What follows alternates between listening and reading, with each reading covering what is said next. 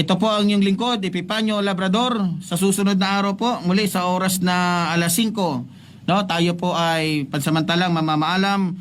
Mabuhay po ang ating inang bayan, mabuhay po ang lahat ng Pilipino.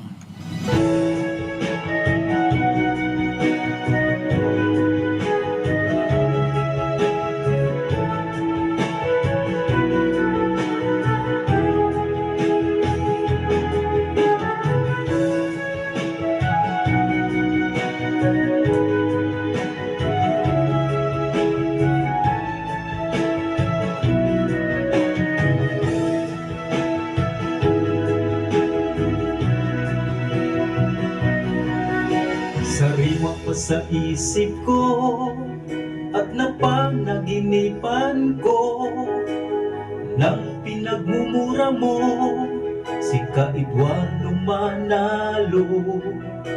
Ano ang kasalanan niya ang nagawa sa'yo?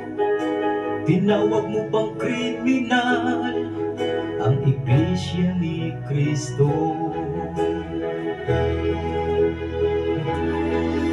Sadyang sinira mo ang pagkatao mo, ika'y nagpaalipin sa demonyo.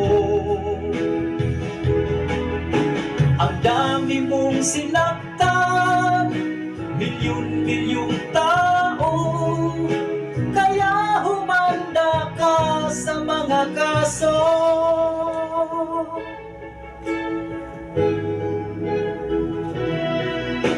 Luzon, Visayas, Mindanao ang kinalaban mo, pati sa iba yung dagat magkakaso sa'yo.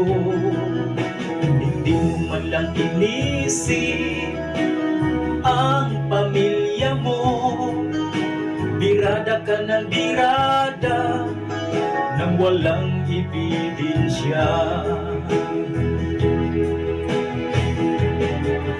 Sadyang sinira mo ang pagkatao mo, ika'y nagpaalipin sa demonyo.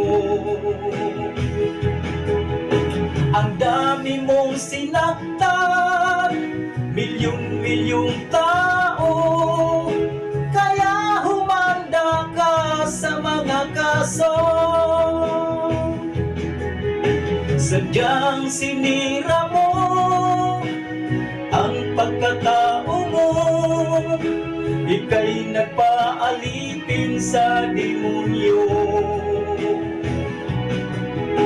Ang dami mong sinaktan, milyon-milyong tao, kaya humanda ka sa mga kaso. Sadyang sinira mo ang pagkatao mo, ika'y nagpaalipin sa demonyo.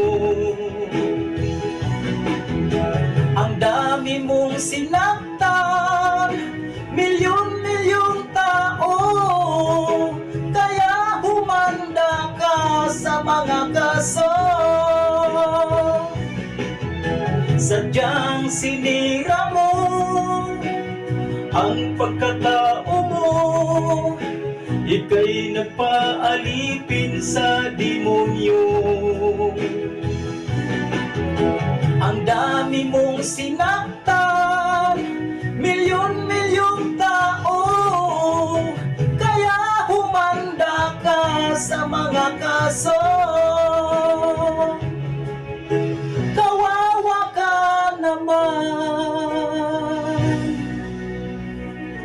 Epipanyo.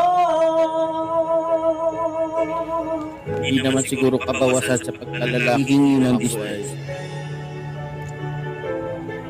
At sabi ng aking tiyahin, huwag maniwala sa mga natatanggap mo na balita.